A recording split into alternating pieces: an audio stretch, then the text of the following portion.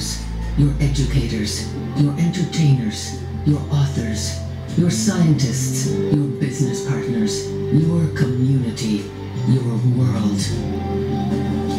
We are atheists. We are everywhere. And no list will ever contain us.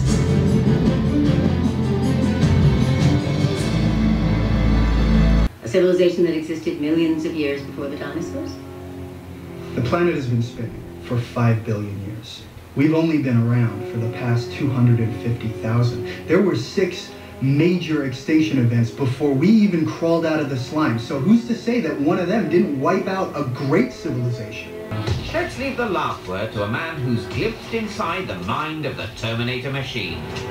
Recreating human beings, it's a bad idea. We must destroy him or humanity is dead.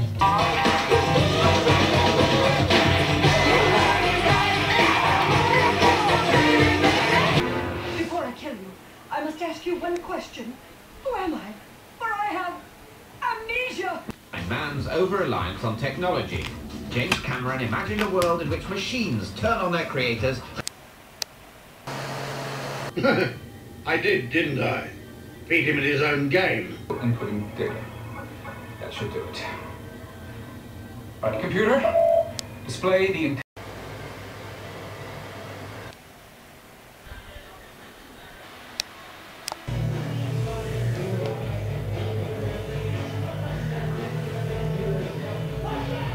And for some reason, my hair and ear form an M and a G.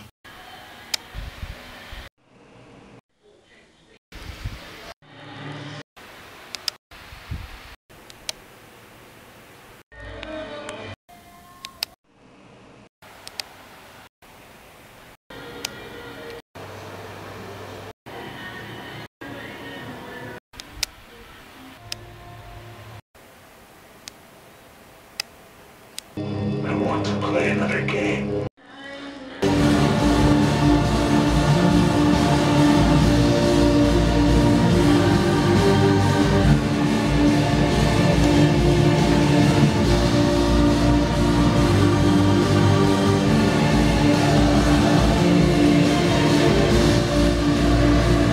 It's like my eyes were open for the first time. It's a wake-up call that tells you your true fitness level. George, you created this whole world, this whole thing. You can smash it. You can destroy it. Something's holding you back. Something's holding you back. What is it? What is George? And how can I forget that Claire can't have kids? How? Perception filter. Some kind of hugely powerful perception filter convinced you and Claire. Everyone made you change your memory. Behold, the Svalbard Global Seed Vault. Since 2008, the vault has preserved seeds of every known plant species in case of extinction.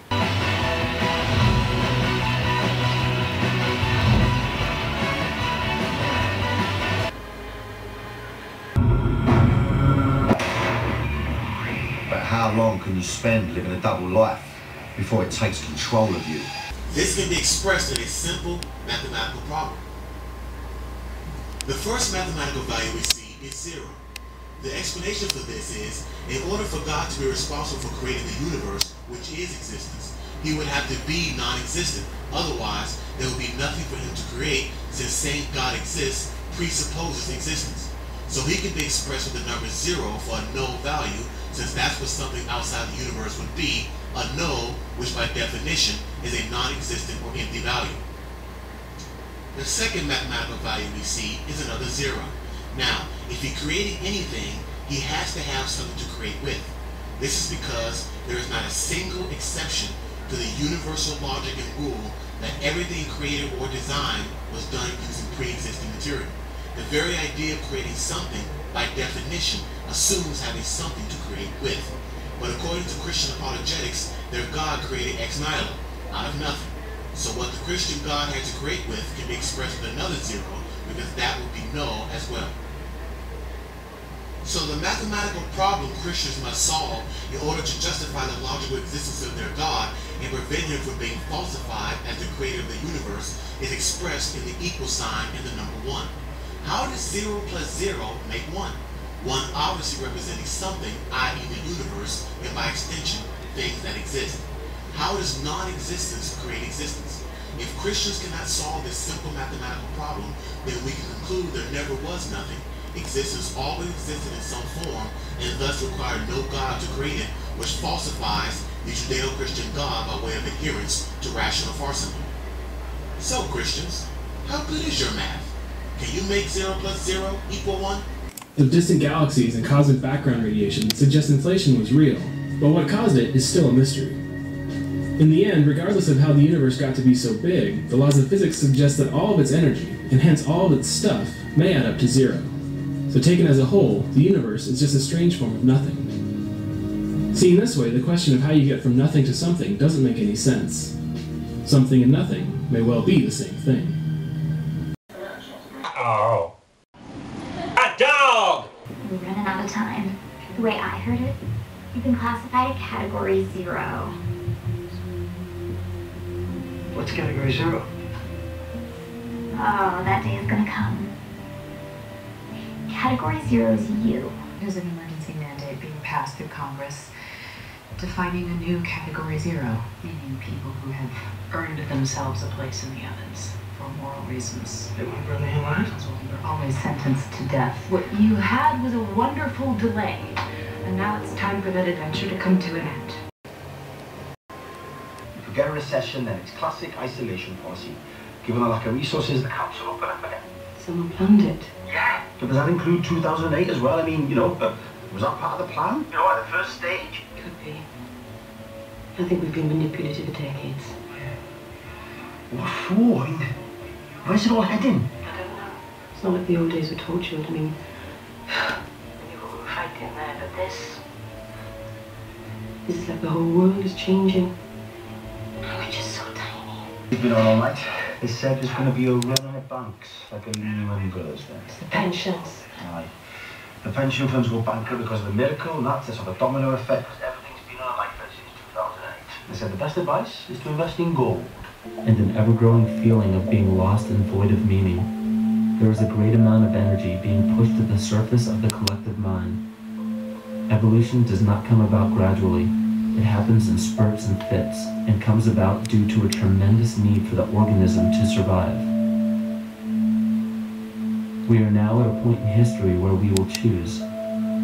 We will choose to become sovereign or remain dependent, to face our true self or continue fighting a ghost, to become well or allow this disease to grow, to live or to die.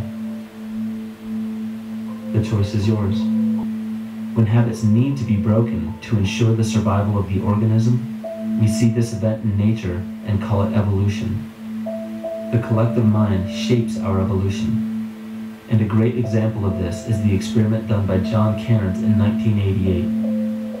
His team put lactose-intolerant cells in an environment with only lactose for food.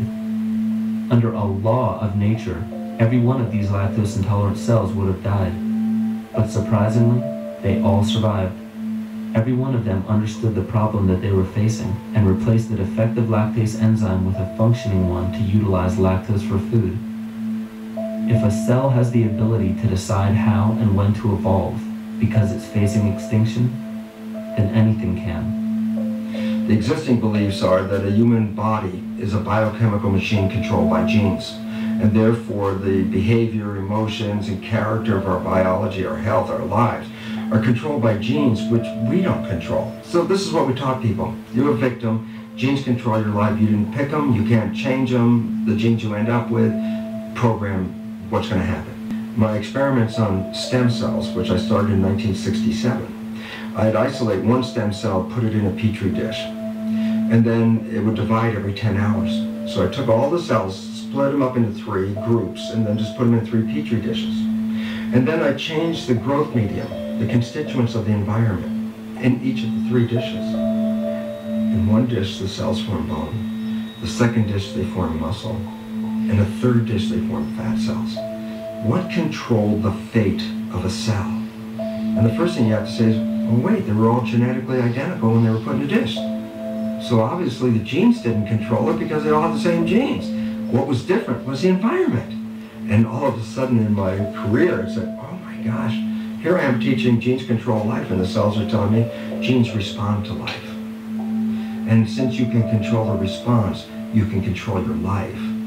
It's how you read the environment, how your mind perceives the environment. And if you understand this, then you could lead yourself to the most wonderful expression on this planet, to be fully alive and fully healthy, but you respond to the world. In the face of financial collapse across the world, political and religious wars raging tirelessly, and an ever-growing feeling of being lost and void of meaning. In front of them for a while and figured out they weren't God, and by then the disease had spread, the smallpox, and wiped most of them out. But again, that's all it is. It's a self-fulfilling prophecy. They got it for secular people. They got it for Christians. So you're just like, well, if you not care, it's the end of the world anyways, then you sit out of the game of life. It's a cop-out, it's a joke, it's a game.